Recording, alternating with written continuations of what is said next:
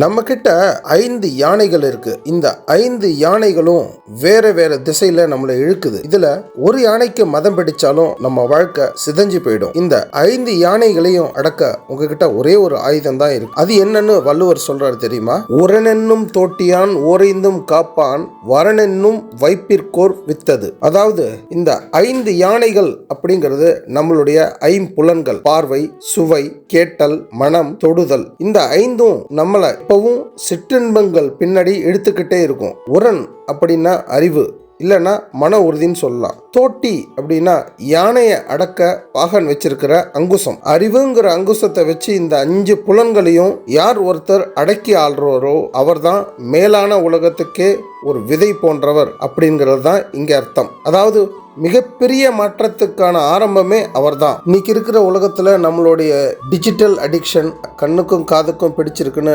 மணிக்கணக்கா mobile phone பார்த்துட்டு இருக்கிறது, புலன்களுக்கு அடிமையாகிறது, வேலை இருக்கு இதோட போதுன்னு போனை வைக்கிற மன உறுதி தான் அங்குசம். உணவு பழக்கம், நாக்குக்கு ருசியா இருக்குன்னு ஜங்க் ஃபுட்டை சாப்பிட்டு உடம்பை கெடுத்துக்காம ஆரோக்கியமான உணவை தேர்ந்தெடுக்கிற அறிவு தான் இந்த பாகனோட வேலை.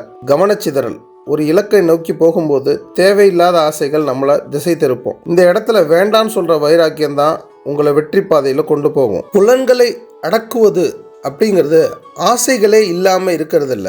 ஆசைகள் உங்களை ஆள விடாம இருக்கணும். நீங்க ஆசைகளை ஆள்றது தான் உண்மையான வெற்றி. யார் ஒருத்தர் தன்னைத்தானே ஜெயிக்கிறாரோ அவரை இந்த உலகமே அண்ணாந்து பார்க்கும். அவர் ஒரு சாதாரண மனிதன் இல்ல, ஒரு சாதனையாளருக்கான விதை. உங்க புலன்கள் உங்களை ஆளப்போகுதா, இல்ல உங்கள் அறிவு புலன்களை ஆளப்போகுதா? பாகனா இருங்க, யானையா மாறிடாதீங்க. அடுத்த குரல்ல மீண்டும் சந்திக்கிறேன். நன்றி, வணக்கம்.